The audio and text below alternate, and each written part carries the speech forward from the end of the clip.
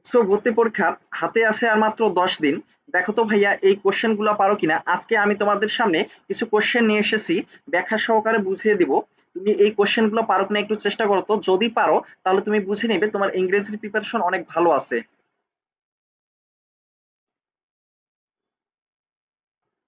দেখো প্রশ্নে বলছে যে it is high time we dash the people conscious about our national interest.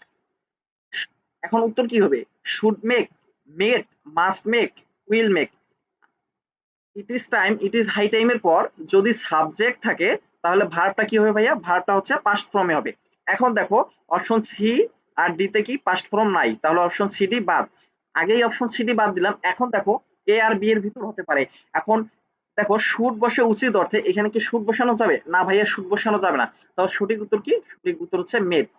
It is high time we made the people conscious about our national interest. তারপরের প্রশ্ন দেখো, তারপরের প্রশ্নে কি বলছে? ইট ইজ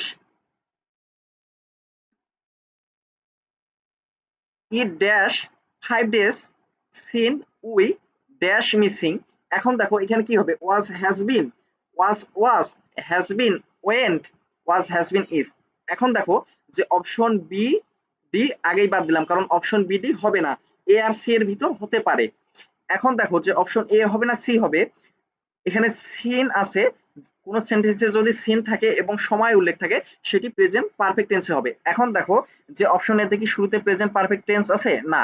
তাহলে অপশন সি তে দেখো শুরুতে প্রেজেন্ট পারফেক্ট টেন্স আছে। প্রেজেন্ট পারফেক্ট টেন্সের স্ট্রাকচারটা কি ভাইয়া? স্ট্রাকচার হচ্ছে সাবজেক্ট থাকবে, তারপর হ্যাজ থাকবে, তারপর ভি3 থাকবে, তারপর অবজেক্ট থাকবে। এখন দেখো যে এখানে সঠিক অ্যান্সার কি? সঠিক অ্যান্সার হচ্ছে C. It has been 5 days since he went missing. যে সে 5 দিন যাবত বা 5 দিন ধরে কি করছে? সে মিসিং ছিল বা হচ্ছে কি, সে হচ্ছে নিখোঁজ ছিল।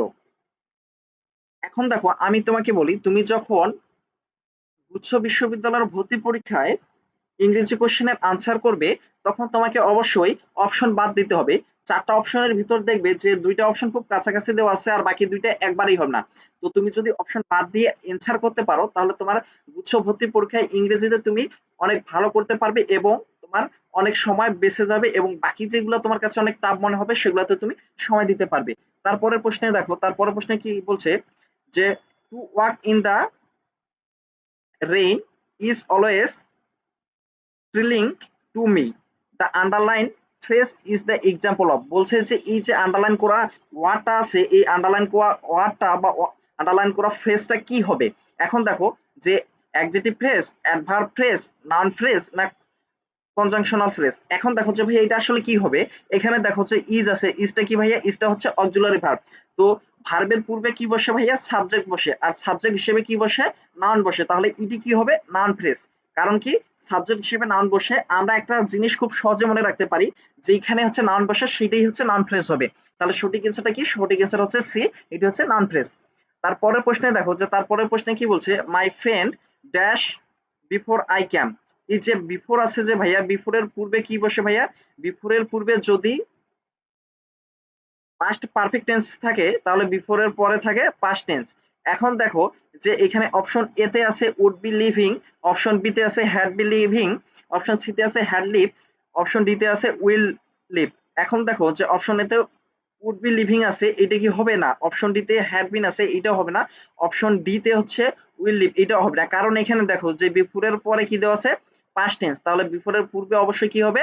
বিফোর এর পূর্বে অবশ্যই হবে present, sorry past perfect tense. এখন দেখো যে পাস্ট পারফেক্ট টেন্স কোনটা ভাইয়া? পাস্ট পারফেক্ট টেন্স হচ্ছে সি নাম্বারটা।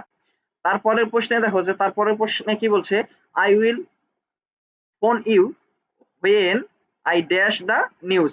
এখন দেখো যে হোয়েন এর পূর্বে ফিউচার ইনডিফিনিট টেন্স আছে। হোয়েন এর পূর্বে যদি ফিউচার ইনডিফিনিট টেন্স থাকে হোয়েন এর পরে কি হবে ভাইয়া? হোয়েন এর পরে অবশ্যই হবে প্রেজেন্ট ইনডিফিনিট টেন্স। এখন দেখো তো প্রেজেন্ট ইনডিফিনিট টেন্স আছে কোথায়? এখানে দেখো যে এতে আছে অ্যাম গেটিং, এটা কি হবে না? এখানে হচ্ছে অ্যাম গেটিং হবে না। তারপরে হচ্ছে গেট আছে, গেট হতে পারে। উইল গেট এটাও হবে না, কারণ এটা হচ্ছে ফিউচার ইনডিফিনিট টেন্স। তারপর হচ্ছে উইল বি গেটিং, এটাও হবে না। তাহলে সঠিক অ্যান্সার কি ভাইয়া? সঠিক অ্যান্সার হচ্ছে বি। তারপরের প্রশ্নে দেখো যে তারপরের প্রশ্নে কি বলছে যে he said that he dash be unable to come, he said that he dash be faithful to his promise. এখন দেখো যে দ্যাট আছে, এই যে দ্যাট দুইটা ক্লোজে কি আছে, দ্যাট আছে। দ্যাটের পূর্বে কি আছে ভাইয়া, দেখো তো দ্যাটের পূর্বে সেইড আছে। সেইটা কোন টেন্সে আছে ভাইয়া, সেইটা পাস্ট টেন্সে আছে। দ্যাটের পূর্বে যদি পাস্ট টেন্সে থাকে তাহলে দ্যাটের পর কি হবে, দ্যাটের পর অবশ্যই কি হবে, দ্যাটের পর অবশ্যই পাস্ট টেন্স হবে। তাহলে সঠিক অ্যান্সার কি ভাইয়া, সঠিক অ্যান্সার সি। কারণ হচ্ছে দ্যাটের পূর্বে যদি পাস্ট ইনডিফিনিট টেন্স থাকে এর পরেও কি হবে, দ্যাটের পরেও হচ্ছে পাস্ট ইনডিফিনিট টেন্স হবে। তারপরে কোশ্চেন দেখো, তারপরে কোশ্চেনে কি বলছে যে আই ডু নট নো, আমি তাকে চিনি না। তারপর দেওয়া আছে ড্যাশ। এখন দেখো যে আসলে এখানে কি হবে, এখানে কি হতে পারে। এটি মূলত ইমবেডেড কোশ্চেন থেকে প্রশ্ন করা হয়েছে। ইমবেডেড কোশ্চেনে বলা হয় যে সাবজেক্ট ভার্ব প্লাস এক্সটেনশন। এখন দেখো যে এখানে সাবজেক্টটা কি ভাইয়া, সাবজেক্টটা হচ্ছে আই, ডু নটটা কি ভাইয়া, ভার্ব, তারপর হচ্ছে নোটা কি এক্সটেনশন, বা হচ্ছে নোটাও একটা ভার্ব, এটা এক্সটেনশন হিসেবে ধরা যায়। এখন দেখো যে সাবজেক্ট ভার্ব এক্সটেনশন থাকে, তাহলে কি হবে, তাহলে অবশ্যই কি হবে, ডাব্লিউএইচ কোশ্চেন থাকবে, সাবজেক্ট থাকবে, ভার্ব থাকবে, এক্সটেনশন থাকবে। এখন দেখো ডাব্লিউএইচ কোশ্চেন আছে সরাসরি, তারপর ভার্ব আছে, এ কি হবে না, এ হবে না। তারপর বি দেখো যে ডাব্লিউএইচ কোশ্চেন আছে আবার ভার্ব আছে, এটা কি হবে, এটাও হবে না। তারপর দেখো যে সি আর ডি, সি আর ডি এর ভিতর হতে পারে। এখন দেখো সি আর ডি এর ভিতর হতে পারে, এখন সি হবে না ডি হবে, এটা হচ্ছে কনফিউশন। এখানে কি হবে, এখানে দেখো ডাব্লিউএস কোশ্চেন আছে, এখানেও ডাব্লিউএস কোশ্চেন আছে, সাবজেক্ট আছে, তারপর এখানে সাবজেক্ট আছে, তারপর দেখো এখানে অক্সিলারি ভার্ব আছে, এখানে অক্সিলারি ভার্ব নাই। কিন্তু আমাদের নিতে হবে কি subject, sorry WS question, subject, তারপর হচ্ছে কি ভার্ব। তাহলে সঠিক অ্যান্সারটা কি, সঠিক অ্যান্সার ডি, অপশন সি হবে না। তারপরের প্রশ্ন দেখো যে nobody knew that he face a crisis. সে বলছে যে নোবডি, কেউ জানে না, নোবডি নিউ কেউ জানে না, দ্যাট যে he dash face a crisis, সে একটা সমস্যার ভিতর কি ভুগতেছে। এখন দেখো যে আবারও দেখো যে দ্যাট এর পূর্বে কি আছে ভাইয়া, পাস্ট টেন্স আছে, তাহলে দ্যাট এর পর অবশ্যই কি হবে, পাস্ট টেন্স হবে। এখন দেখো ক্যান কি হবে না, ক্যান আছে প্রেজেন্টে আছে, এটা হবে না। মে প্রেজেন্টে আছে, এটা হবে না। সি হচ্ছে উইল, যে আছে উইল হচ্ছে প্রেজেন্টে আছে, এটাও হবে না। সঠিক অ্যান্সারটা কি ভাইয়া, সঠিক অ্যান্সার হচ্ছে উড, এটা হচ্ছে কি পাস্টে আছে। তারপর দেখো as it was raining heavily, the manager suggested that his employee dash a taxi to the meeting. তো কি বলছে যে ম্যানেজার কি করলো, তার হচ্ছে কর্মীকে সাজেস্ট করলো, বা হচ্ছে কি এ, পরামর্শ দিল যে আপনি হচ্ছে ট্যাক্সিতে করে মিটিং এ আসেন। এখন দেখো সাজেস্ট আছে, সাজেস্টটা কি ভাইয়া, সাজেস্টটা হচ্ছে সাবজাংটিভ ভার্ব।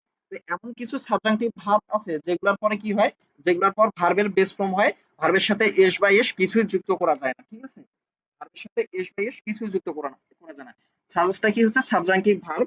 তারপর হচ্ছে অ্যাডভার্ব, আর, কমান্ড, ডিমিন, ইনসিস্ট, প্রেফার, এগুলো কি, এগুলো হচ্ছে সাবজাংটিভ ভার্ব।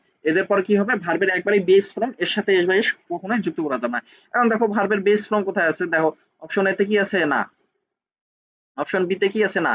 অপশন সি তে দেখো ভার্বের সাথে এস বা এস আছে, ভার্বের সাথে এস বা এস কি যুক্ত করা যাবে না, তাহলে অপশন ডি সঠিক অ্যান্সার। তারপরে কোশ্চেন দেখো, তারপরে কোশ্চেনে কি বলছে যে চুজ দ্য কারেক্ট সেন্টেন্স।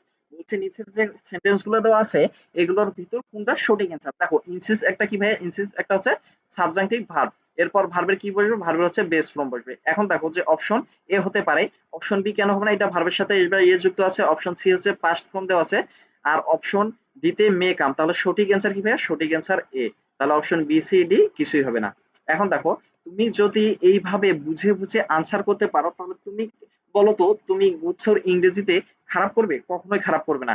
এখনো তোমার হাতে 10 দিন সময় আছে, এই 10 দিন তুমি যদি বুঝে বুঝে করো, এবং তোমার যে গ্যাপ গুলো আছে, এবং তুমি যে কোন টপিকে উইক, কিংবা হচ্ছে তোমার কোথায় সমস্যা হয়, এইটা যদি তুমি ফাইন্ড আউট করতে পারো এবং এই 10 দিন যদি ধরে ধরে সলভ করো, তাহলে তুমি গুছিয়ে কিন্তু ভালো করতে পারবে। এখন কথা হচ্ছে ভাইয়া আমি হচ্ছে কিছু কোশ্চেন বুঝি না বা কিছু টপিক বুঝি না, এখন আমি কি করব। ভাইয়া তুমি যদি কিছু টপিক না বুঝো, কিছু কোশ্চেন যদি না বুঝো, তাহলে তুমি আমাদের পেজে ইনবক্স করতে পারো। ইনবক্সে তুমি প্রশ্ন বা হচ্ছে টপিকের ছবি তুলে দিলে আমি সেটা বুঝিয়ে দিব তোমাকে।